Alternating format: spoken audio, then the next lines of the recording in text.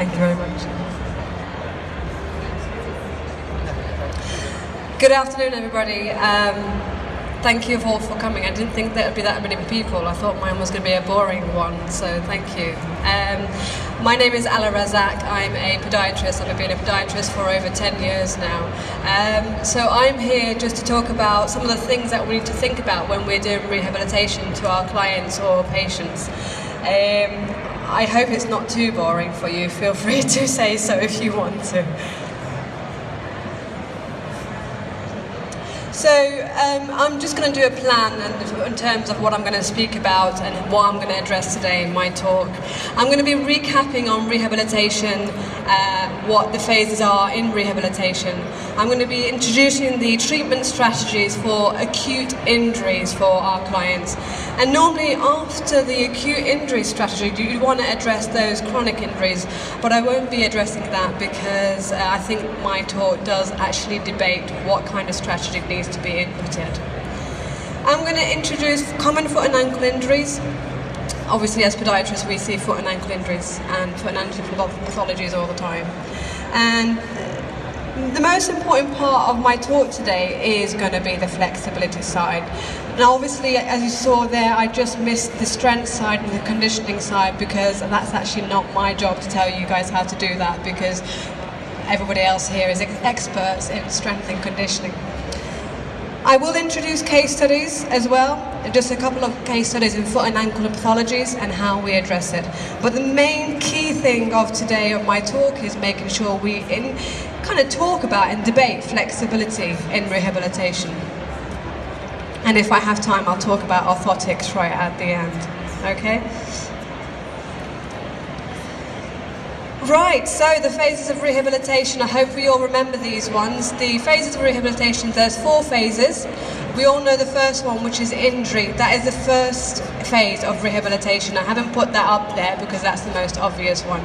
Following on from injury, we have 3 main rehabilitation phases. We have the inflammatory phase, we have the repair phase, and we have the remodeling phase. So the first phase is the inflammatory phase. This is following the injury. Now, what happens at this stage is the kind of the acute stage, the kind of the physiological response to the trauma, to the injury that takes place. So you get a bunch of inflammation cells that come to the area. You get leukocytes and phagocytic cells that are delivered to that injured tissue. They influx that area. As soon as that takes place, then you have the repair phase. That's called the fibroblastic phase. Now, in this phase, the formation of new blood cells goes to the area, and once they are formed, they actually supply, obviously, oxygen and nutrients to these damaged cells. But the most important part of this phase is the collagen production phase. So in the fibroblastic phase, there are fibroblasts that are laid down to produce collagen. Now, muscles and tendons and fibers are all, obviously, they're all made of collagen. So this is important. It's an important phase for rehabilitation. But the interesting phase is the last one, the remodeling phase. The reason why I say it's interesting is once we have that regained tissue, there's a bit of scar tissue that is formed. So we need to think about what happens on there when there's scar tissue following on from injury and as we're rehabilitating. How do we achieve this rehabilitation? Now, different practitioners do it in different ways. Obviously, there's different types of professionals here today. We have sports experts, we have physios, we have osteopaths, we have podiatrists. So everybody does it in different ways, but the key factors to making sure we achieve rehabilitation is up there. So you have the cryotherapy, we have compression, we have proprioceptive training as well as strength training, and some practitioners try and introduce things like hydrotherapy and nutrition. Unfortunately, hydrotherapy and nutrition as podiatrist is not my area, so I can't talk about that. So when it comes to rehabilitation and achieving those phases, we need to apply some principles. And the principles is making sure that we are affecting the injury stage, kind of improving them on from that injury. And what happens is injury, be it traumatic or non-traumatic, tends to reduce functional load. And as you know, for a client who's wanting to be normal and in their daily activity, that's not a good thing. So we want to make sure that actually we address that reduced functional load.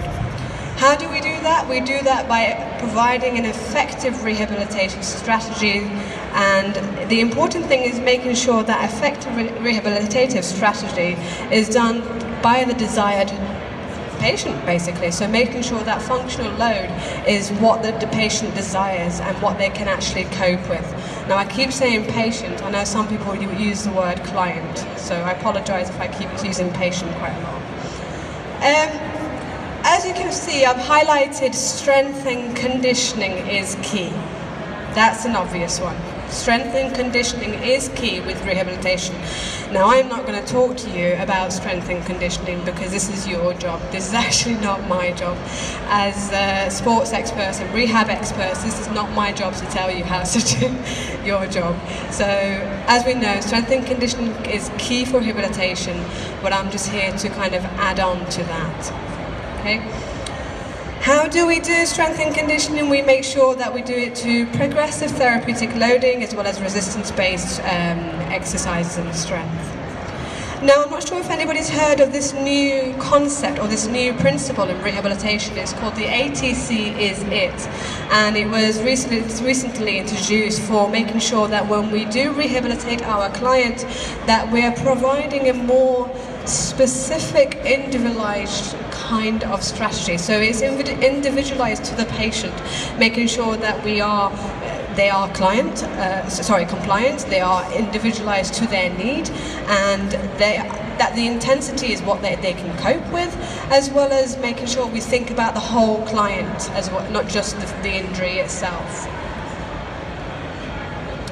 Now, for the rest of the talk, I'm going to be making sure that I concentrate on the non-traumatic aspect of rehabilitation, not the traumatic, the non-traumatic, because unfortunately if I start to talk about traumatic, I will be here all day. It's a bigger aspect, so I'm just going to concentrate on non-traumatic. So, Rice, has anybody heard of Price? Nod your heads, yes, great, yes. We're all on the same page.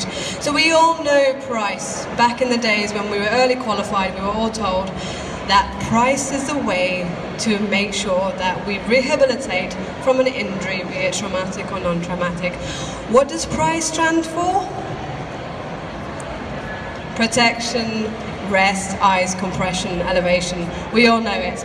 Now, fortunately, that's now changed.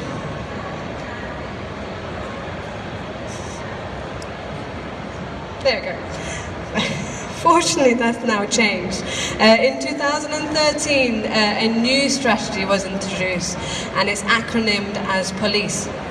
And what that stands for is protection, optimum loading, icing, compression, and elevation.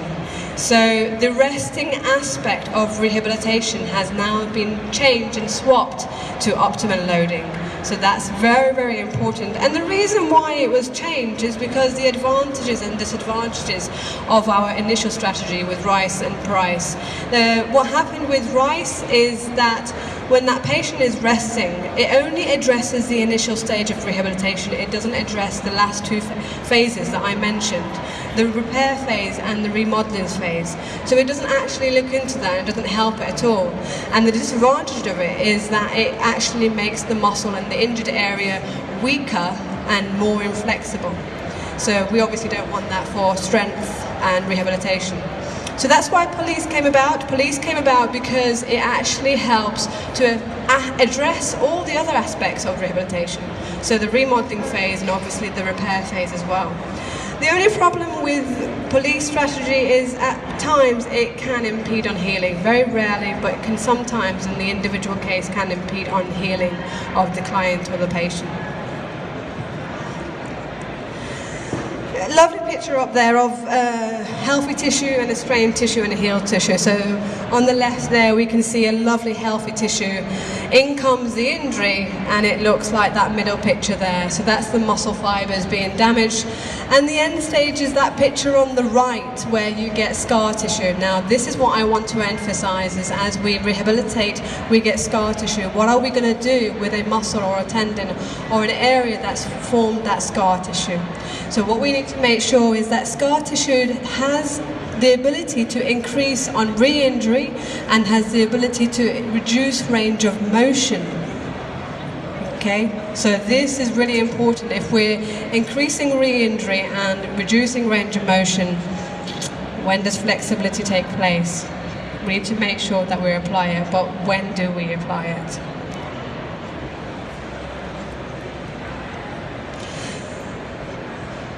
Just a quick hands up. Does anybody know any common foot and ankle pathologies? I can see nodding of heads. No, okay. There are millions of foot and ankle pathologies and foot and ankle problems. I could be here all day telling you about them. Unfortunately, I don't have that time. So I'm just presenting there the common foot and ankle pathologies, the common foot and ankle injuries that we can see.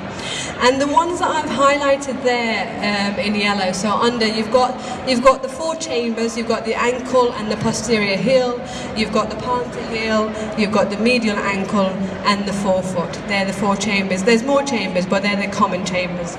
Now, with regards to the highlighted ones, peroneal tenosynovitis, Achilles tendinopathy, plantar fasciopathy, posterior tibial tendon dysfunction, that includes tendinitis and tenosynovitis, flexor pathologies, metatarsal phalangeal joint pain and sesamoiditis.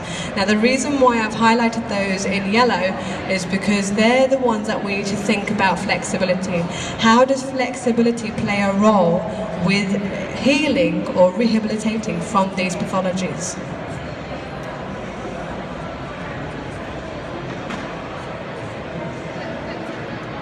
So, we'll come back to answering that question in a second, and I hope you guys can answer that as well in your own heads. How do we actually get these injuries? How do we get these foot and ankle injuries or foot and ankle pathologies? Now, some of the factors that can actually contribute to these foot and ankle pathologies are muscular imbalance. So muscular imbalance is a key issue, a key factor for foot and ankle injury and pathologies that do develop. An example can be when you've got posterior tibial tendon dysfunction. Obviously, you've got weakness of the posterior tibialis, or tibialis posterior, however we want to call it. When that weakens, that allows the peroneus longus, which is the antagonist muscle, to actually overwork. So you get this muscle imbalance, which actually deteriorates the condition even more so. Okay, so that's one example. You've got proprioceptive dysfunction as well as structural changes as well. Now, these structural changes can be congenital or can be acquired, but they do contribute quite highly to foot and ankle injuries and pathologies. Another thing is biomechanical abnormalities. Now, biomechanics is a huge topic.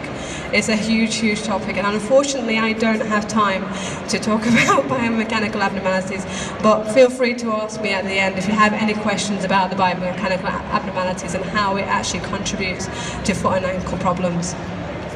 And an interest of mine is the last one, which is compensation in the cardinal planes. Obviously, the cardinal planes are free. Some books say they're full. Now, this is a huge interest, and it's largely researched at the moment, where you get compensation theories. They're noted there: sagittal plane limitation, adduction theory, and transverse plane compensation. Now, all these compensations, first of all, they're an interest of mine. I'm really looking forward to research them even more.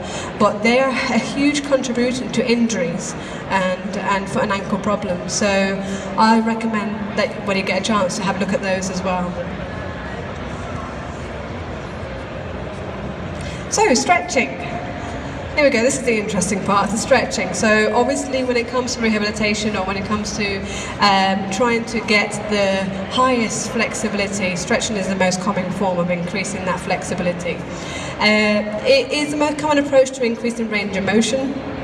And as we increase range of motion or increase flexibility, it is an increment to muscle performance, so muscle strength increases quite significantly. So that's one way when we have to think about flexibility. It regulates connective tissue and also prevents sarcomere loss as well.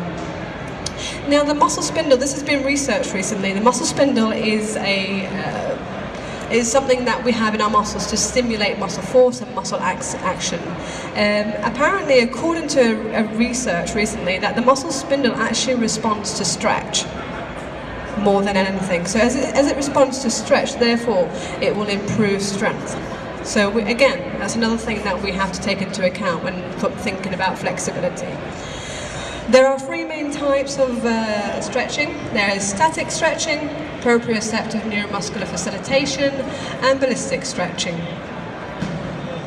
The static stretching apparently, obviously we know, apparently, increases physical length. So it's important when we are obviously stretching, we know that it increases length to increase range of motion.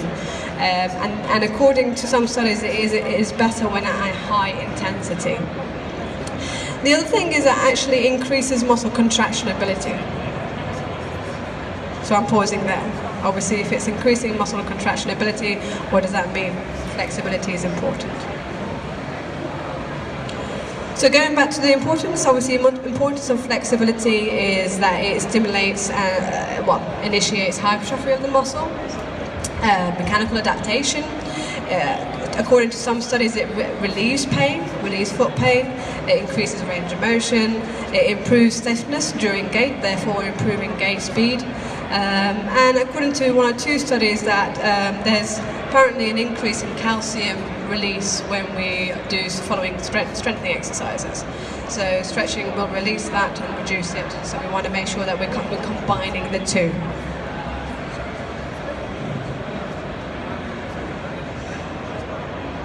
So at which stage does flexibility aid rehabilitation? Has anybody been able to answer that in their head so far? Yeah? So? I'm sorry, I can't hear a thing. In my head, to be honest, I haven't been able to answer that, even though this is my talk. The reason why I haven't been able to answer that is because there are various aspects of rehabilitation that require the flexibility to be either there or already there. So the question has not fully been answered, but I thought I'd talk about the evidence so far. So what evidence is currently saying about stretching, about flexibility. So Benedini in 2013, they state that the cytoarchitectural components of muscle tissue are susceptible to cross-sectional and longitudinal tensions in the initial rehabilitative state. And any stimulus by stretching can actually cause tissue injury. So basically what that's saying is that at the initial stage of rehabilitation, if we do stretching, that can cause damage. That's what's that stating. However, if we go on to the length-tension relationship, now this is basically a theory about muscle relationship, about length and tension of the muscle.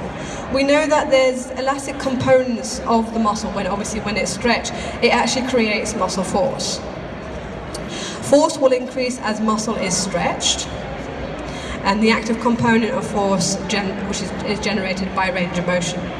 Therefore, flexibility needs to be there. It's maximum at its resting length and the greatest amount of muscle force when flexibility is already achieved. So again, this is saying that actually flexibility needs to be there already in order for rehabilitation to take place. The other thing I wanted to obviously introduce and kind of concur is the agonist and antagonist relationship. Now, when we are strengthening a muscle or trying to activate a muscle or do something to bulk it up, whatever, we need to make sure that that muscle, which is what we call the agonist muscle, has the working relationship. And the working relationship is that the antagonist muscle, which is the one that works opposing it, it should be in its most relaxed state in order for that other muscle, the agonist, to work and function and strengthen. So, in other words, flexibility needs to be there in the agonist muscle. In the antagonist muscle. This is the boring part, I'm afraid. It's what current literature is currently saying about the type of stretching we need to do and the volume. Medeiros and Martini in 2018 found higher total stretching volume does not provide better results than shorter stretching volume. Reed in 2012 say that stretching aimed to reduce muscle damage after eccentric training is not proven due to muscle architecture. So obviously if you do one type of strength or stretch for one muscle and do the same exact for the other muscle, you might get different outcomes because of the muscle architecture being different. Muscle spindle has been researched quite a lot, and apparently same authors, they say that the muscle spindle is conserved after eccentric training, suggesting that the mechanical receptors are not prone to damage under stretching conditions. So we said earlier that at the initial stage, if we do stretching, it can damage the tissues. According to them, it doesn't. So when do we introduce stretching or flexibility? Radacki in 2009 said that single bout of static stretching would acutely increase range of motion. Acutely. Stretching and gait. In 2008, Kensington said that chronic stretching effectively increases range of motion during gait, therefore improves the gait speed. Ghasemi et al. In 2017, they assessed the plantar flexors, the stretching of the plantar flexors, and they found that it decreased plantar resistance of the ankle joint, it enhanced range of motion and promoted gait performance. They also found that it improved muscle force, which allows for a better push-off and swing control, and also a more symmetrical gait pattern. We're going back to Benedini in 2013. They found that passive stretching stimulates recovery, minimizes histopathological alteration despite tissue loss generated in the inflammatory phase. So yet again, we're saying earlier that obviously stretching in that initial phase is not good, it damages tissue, but they're trying to prove otherwise. In 2005, an orthopedic surgeon in America called Dye, he developed something called the envelope of function. Now the envelope of function is there to make sure you concentrate and provide to the client their most manageable state, so that anything that goes above the yellow line is excessive for them. So we need to make sure when we are giving that rehabilitative strategy, we are keeping them in that yellow line and nothing further. Anything more, you can get loss of tissue homeostasis and risk of re-injury.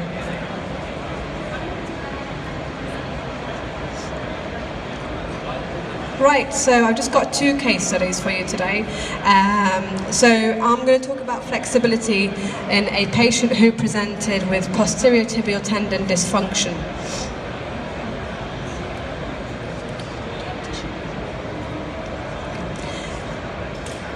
So this is a pathway that we use in the NHS for patients who present with a foot and ankle problem.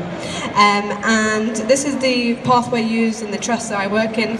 And it states a patient presents with posterior tibial tendon dysfunction, stage 1 or 2. So here we go, presents. And at the initial, thank you so much, thank you. At the initial, thank you very much. At the initial consultation, he presented with a VAS score. We all know the VAS score, don't we? So the VAS score was 6 out of 10, and he was given the appropriate podiatric treatment for posterior tibial tendon dysfunction. And he was given functional orthoses, an airlift brace, footwear education, and eccentric strengthening exercises, non-weight bearing and weight bearing. But he came back 8 weeks later, and it was found that he had a soft tissue equinus and also a positive silver scoid test. So therefore he was given some stretching exercises. So my question is, at what point should we have given this gentleman stretching exercises, at what point should his flexibility have been introduced? Is it prior or post his injury?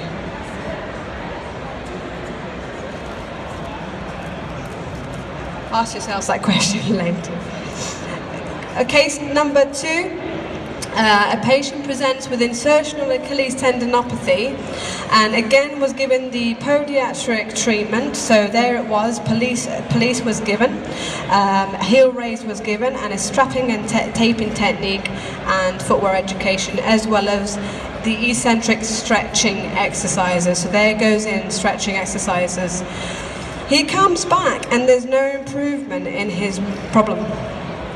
And it was identified that he had an ankle equinus. We know an ankle equinus is a structural limitation for the foot to go forward towards the shin. So if he was given the stretching exercises and it was found later on that he had an ankle equinus, when should we have introduced the flexibility? Should we have introduced it then, or should we have introduced it a long time ago?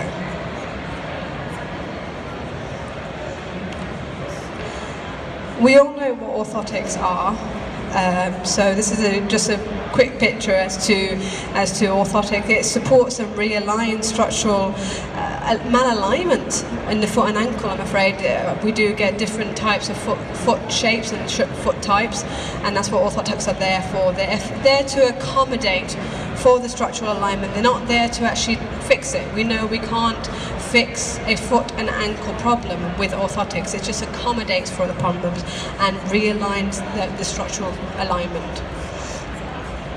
The types of orthotics that we use, very basic ones obviously, cushioning insoles, simple insoles, chairside orthotics, semi-bespoke orthotics and bespoke orthotics, and there can be varying ones. Bespoke is custom made. So just a quick one, again, another boring slide, a quick one on orthotic therapy and the current evidence behind orthotic therapy. In 2009, Merley state that orthoses increase the electromyographic amplitude of muscle. They later then state that actually during the contact phase of gait, when the patient is using that orthotic, it reduces the kinematic demand of the muscle. So therefore, obviously, it makes the muscle lazy. The muscle becomes lazy. The electromyographic activity is normal, so in normal versus flat foot. Apparently, there was no difference between the two. So orthotics are given for obviously if they've got a flat arch foot, and according to this study, there was no difference. The reason why is because the actual amplitude that is provided is only provided in the misstance and the propulsion gait. So actually not the contact phase of gait, and the contact phase of gait is when the orthotics work the most. Another thing at the end, it says that orthotics are made more laterally unstable, so therefore that increases the peroneus longus amplitude, which can in turn cause or facilitate wingless mechanism, which that's saying they're opposing to that actually makes the muscle lazy, but this last one hasn't actually been proven either. Clinical efficacy of orthotics not well established. In 2009, Lee and his colleagues found no difference in pain between custom-made orthotics, night splints, and over-the-counter orthotics. However, they do conclude that the use of orthoses will alleviate foot pain, improve foot function, regardless of the orthotic type. So when do we introduce orthotics to rehabilitation? And believe it or not, this is my summary. From what I'm saying in the talk is basically when and at which stage do we introduce flexibility? We don't know. When should we introduce orthotics? It's still debatable. But it helps you to kind of go away and think about, how you're rehabilitating your patients, your clients, and what you're going to do going forward to make sure that their flexibility is there and that their alignment is maintained. Any questions, I'll be here. All right.